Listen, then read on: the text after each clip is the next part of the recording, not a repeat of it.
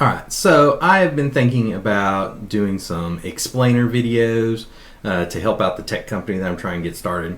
And to test out this format and to test out this technology, I thought I might do a quick football explainer just to see how people like the format and to try out the technology. So, real quick, I am going to do a brief description of Nick Saban's Cover 3 Rip Liz match.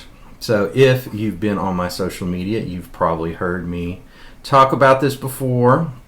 I like to call it the grandfather of modern pattern matching defenses because it was designed to solve a very specific problem when Nick Saban and Bill Belichick were at the Cleveland Browns. So Belichick was the head coach, Saban was the defensive coordinator.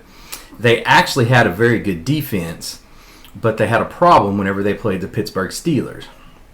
They needed to rotate a safety down to stop the run, and that meant they were in a single high safety coverage.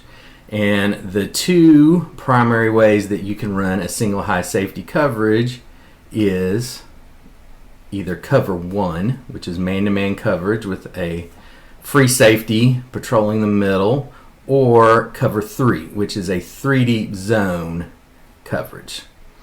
And they had problems covering them in either scenario. In man-to-man coverage, the Steelers wide receivers would run crossing routes, which are routes that go cross back and forth over the formation, and they would get open. And whenever they switched to cover three, the Steelers would run four verticals, which is four deep threats running down the field with only three defenders to defend them. And so they invented this defense as a way to solve that problem. It plays like man-to-man coverage when the receivers are running vertically, and it plays like zone coverage whenever they're running crossing routes back and forth across the formation. It is sort of a rules-based defensive coverage. It's very interesting. There's a lot of sort of if this then that in it, which is one of the reasons why it's fascinating. The rules are actually fairly simple, but it's one of the more complicated concepts people have trying to explain. So we'll start with the single high safety. He has the easiest assignment. He's always going to play the deep middle third, or the high hole is what they call it. The matching really starts when we come down to the corners. The corner is going to have this number one receiver. So this is our number one. This is our number two. This back is probably going to be our number three on this side. The corner has number one, up, and out. So any deep route by this primary wide receiver, the corner is going to cover him like he's in man-to-man coverage. The only change occurs is if this wide receiver runs a shallow or an under route. So if he goes inside under 5 yards, the corner is then going to make an under call. So he's going to make an under call to communicate to his other defenders that there is an in-breaking route, and then this corner is going to zone off to this deep third. And actually, he's usually going to look and see if there's a vertical route by number two that he needs to get on top of. But in practice, he's getting up to the deep third. So the next one inside is an overhang player. In Saban's defense, he usually calls it the star or the money backer. They're going to have very similar rules, but they're playing what's called SCF. And that stands for seam, curl, flat. And that's really just the order of his responsibilities. So if the number two receiver that he's lined up on runs a vertical route up the seam, this backer is going to try and stay on top of it and force him inside to where there's help, right? And then he's going to play any in-breaking route with underneath and outside leverage any outbreaking route, as like if this turns into a corner, with underneath and inside leverage, because he's going to have help on top and outside from either of these two locations. If this wide receiver breaks inside or he gets an undercall, then he's going to become a curl defender.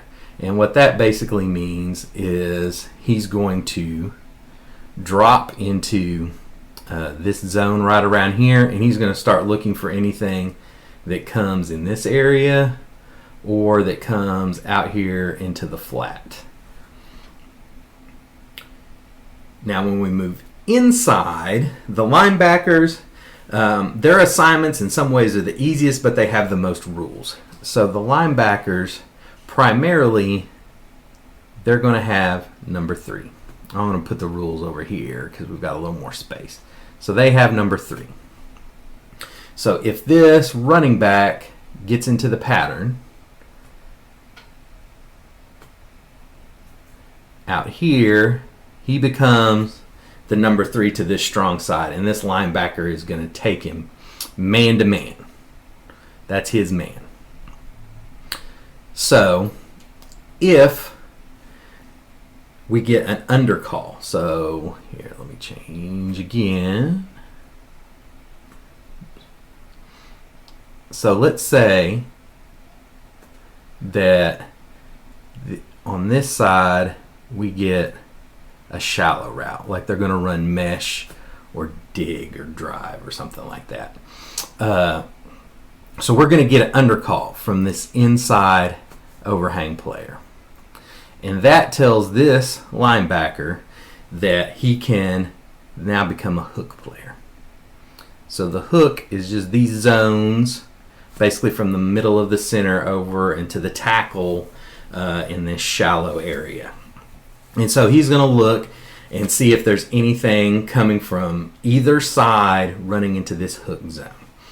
And here's where the rules get a little complicated for him, because if he does not have a defender in his hook zone and he does not have a number 3 to his side, he's going to do what's called robot. And what that means is to roll over and rob any over routes, including primarily dig routes. So it's very common, I'm going to get a dig in here, to try and create a 3-level pattern in the defense, because most defenses are only structured to have deep coverage and shallow coverage. And so this dig route kind of runs in between the linebackers and safeties to create a 3rd level.